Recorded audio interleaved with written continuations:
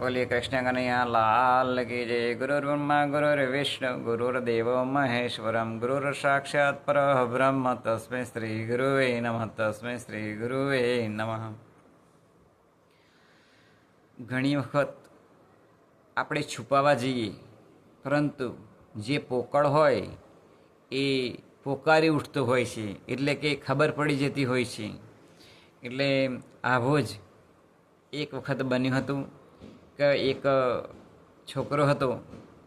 હવે એ પોતે તોતડું બોલતો હતો.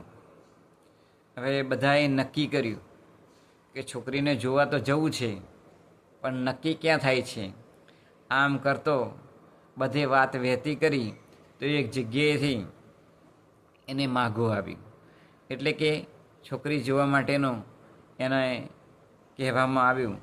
એટલે જે છોકરો હતો એના મમ્મી પપ્પા જે હતા એમણે કહ્યું કે જો બેટા, અમે તને છોકરી જોવા માટે લઈ જઈએ, પરંતુ તારે અમારી એક શરત માન્ય રાખવાની.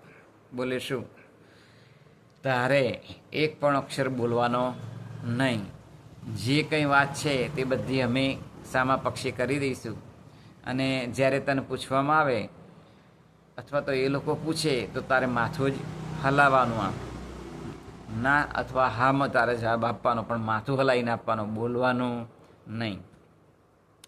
એટલે પેલા છોકરાએ મંજૂર રાખ્યું કે સારું, હું બોલું નહીં. એટલે આ તો છોકરાના જે મમ્મી પપ્પા હતા એ છોકરીવાળાને ત્યાં જોવા માટે લઈ ગયા. એટલે ત્યાં આગળ સામે પક્ષેથી જે છોકરીવાળા હતા એમણે વાત કરી કે છોકરો શું ભણેલો છે. તો એમણે વાત કરી કે છોકરો LLB ભણેલો છે. અત્યારે શું કરે છે? તો અત્યારે એ પોતે વકીલાત કરવા માટે જાય છે કોર્ટની અંદર. એની પ્રેક્ટિસ છે, એટલે શરૂઆત છે. આવી બધી વાત કરી. પૂછ્યું એને કોઈ વ્યસન છે? તો કે ના, નિર્વ્યસની છે.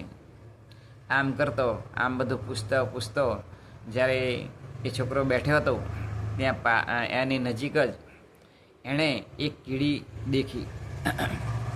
એટલે આ છોકરો બોલ્યો કે આ તો એ છોકરો જે બેઠેલો હતો એની પાસેથી કીડી નીકળી. એટલે છોકરો બોલ્યો કે એ ટીલી જાય, એ ટીલી જાય. આમ છોકરો બોલ્યો. એટલે આમ બોલતો હતો. એટલે પેલા માણસોને સામે પક્ષે ખબર પડી જાય કે આ છોકરો તો વ્યવસ્થિત બોલતો નથી. પરંતુ આવા સમયે સામેથી પેલી છોકરી ચા લઈને આવી. એટલે એણે જોયું તો એણે વાત કરી, ટીલી નોય તે મટોલો છે, મટોલો. એટલે બંને પક્ષે એ જે પોકળ હતું એ બહાર પડી ગયું, અને એમના બંનેના સંબંધો એ નક્કી કરવામાં આવે છે ને એમનું લગ્ન કરવામાં આવે છે. આમ જ્યારે જો કોઈ વ્યક્તિ જો છુપાવા જાય ને તો એનું જે પોકળ હોય ને એ બહાર પડી જતું હોય છે. માટે ક્યારેય કોઈનાથી પણ કોઈ પણ વસ્તુ છુપાવવામાં આવે તો લોબા અંતરે પણ એ ખબર પડ્યા વગર રહેતી નથી. માટે જીવનની અંદર કોઈ પણ વસ્તુ છુપાવી અને કોઈ કાર્ય કરવું નહીં, પણ જે ખરેખર હકીકત એના જીવનની હોય એ હકીકત બતાવવામાં આવે તો જ એ સામે વ્યક્તિ એ વિશ્વાસ કરી શકે. જ્યારે વ્યક્તિ જૂઠું બોલી અને કંઈક કામ કઢાવી લે તો એના ઉપર દરેક વ્યક્તિઓ એ વિશ્વાસ કરી શકતા નથી. માટે જ્યારે પણ આપણા જીવનની અંદર જ્યારે કોઈ પણ વાત હોય તો એને સચોટ એ કહેવી જોઈએ. એ જ આજના શુભ દિને પ્રાર્થના. બોલીએ કૃષ્ણ કનૈયા લાલ કી જય.